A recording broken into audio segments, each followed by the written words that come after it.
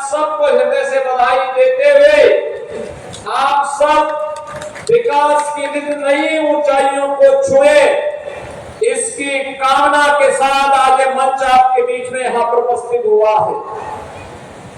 बहनों और भाइयों, मैं सबसे पहले अभिनंदन करता हूं आपका कि मैं लगभग 2 घंटे लेट में यहां पे आया, क्योंकि लखनऊ में, लेकिन सबके बावजूद आप जिस धैर्य के साथ, जिस उत्साह के साथ आज इस समारोह में है, मैं इसके लिए हृदय से आपका अभिनंदन करता हूं, आप सबका हृदय से स्वागत करता हूं। बहनों और भाइयों, आज यहाँ पर करहल की जो अनेक विकास की योजनाओं को आज यहाँ पर प्रस्तुत किया गया है, उसमें यहाँ की सड़क की परियोजनाएं हैं। यहाँ पर करहल में एक हम लोग ग्राम पंचायत अहिलापुर में एक मिनी स्टेडियम भी देने जा रहे हैं, ग्रामीण स्टेडियम का निर्माण भी करने जा रहे हैं। और एक प्रदेश के अंदर यहाँ करहल विधानसभा क्षेत्र में हम लोग फायर टेंडर, कहीं आग लगती है तो उसके लिए आग को बुझाने के लिए, नियंत्रण करने के लिए एक फायर टेंडर की स्थापना शिलान्यास किया जा रहा है। विकास की जितनी भी परियोजनाएं हैं जिनका लोकार्पण हो रहा है या जिनका शिलान्यास किया जा रहा है, इन सभी योजनाओं के लिए मैं मैनपुरी जनपद और खासतौर पर करहल विधानसभा क्षेत्र के आप सभी मतदाताओं को, यहाँ के नागरिकों को हृदय से बधाई देता हूं, अपनी शुभकामनाएं देता हूं। बहनों और भाइयों, आपने भी देखा होगा मंच पर मुझे अनेक नौजवानों को टैबलेट और स्मार्टफोन देने का अवसर प्राप्त हुआ।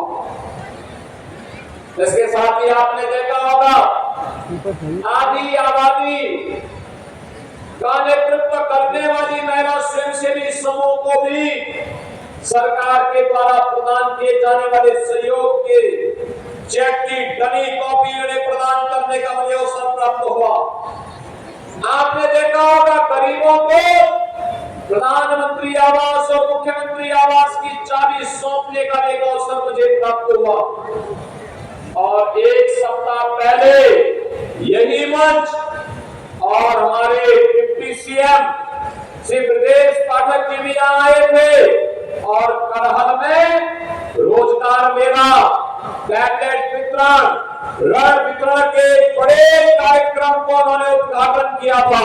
हजारों नौजवानों को रोजगार मिला था, हजारों नौजवानों को उद्यम लगाने के लिए ऋण दिया गया था और हजारों नौजवानों को टैबलेट और स्मार्टफोन वितरण करने का कार्य भी किया गया था।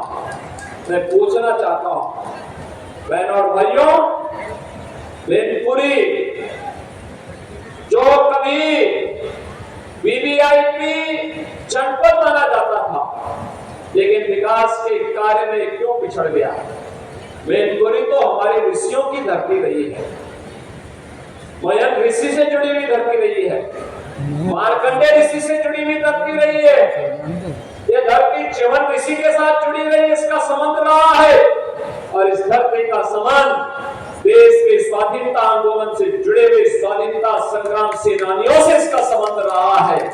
फिर पहचान का मोहताज करने वाले कौन लोग हैं आपके सामने? ये वही लोग हैं जिन लोगों ने आपके सामने जो पहचान का संकट खड़ा किया, आपके सामने पहचान का संकट खड़ा किया, प्रदेश के सामने, उनके सामने अपने अस्तित्व का संकट खड़ा किया इन लोगों ने। सामाजिक ताने बाने को छिन्न भिन्न किया, अराजकता गुंडा क्योंकि इनके डीएनए का हिस्सा है और प्रदेश में इनका मॉडल देखना है तो मॉडल इनका विकास का नहीं है।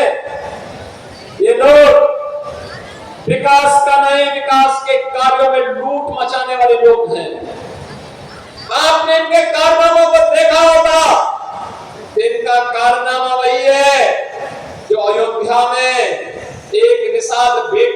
साथ समाजवादी पार्टी के नेता के द्वारा किया गया था।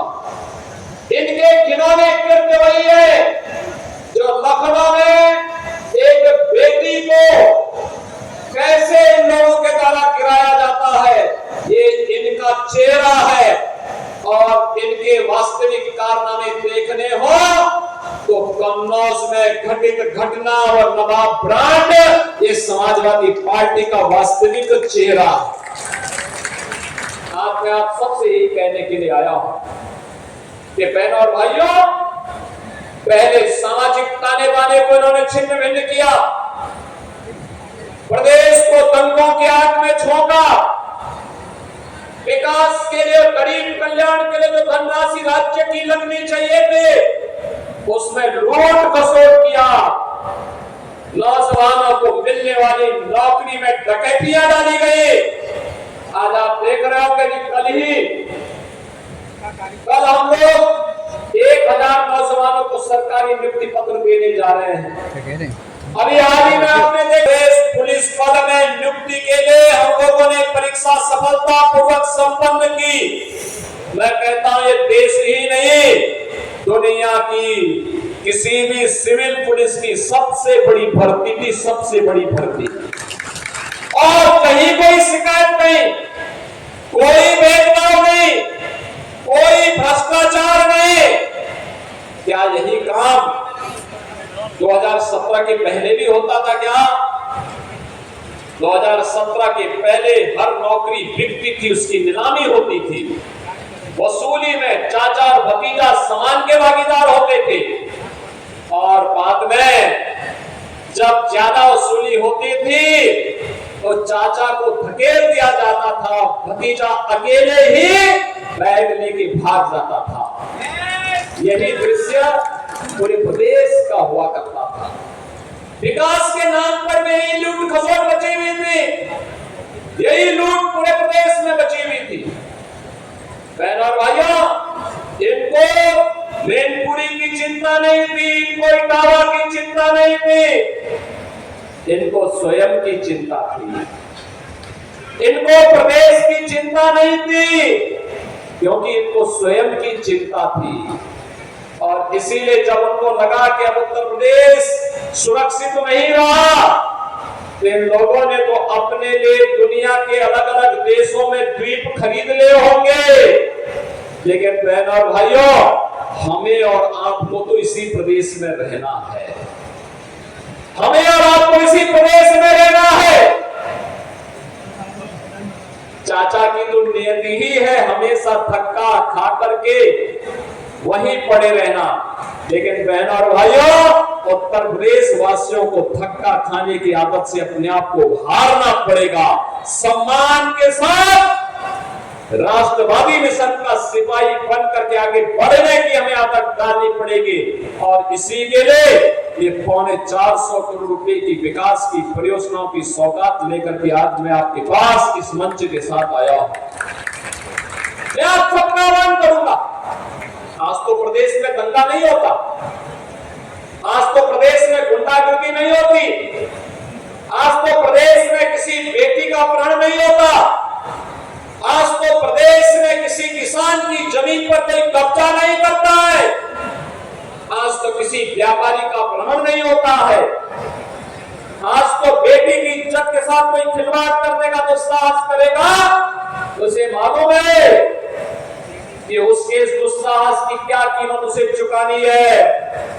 और साथ साथ चुकानी ही नहीं है, आने वाली 7 पीढ़ियां फिर कभी भी कोई ऐसी हरकत करने की जरूरत नहीं करेगा। इस प्रकार की एक सबक भरी कार्रवाई सरकार के स्तर पर होती है।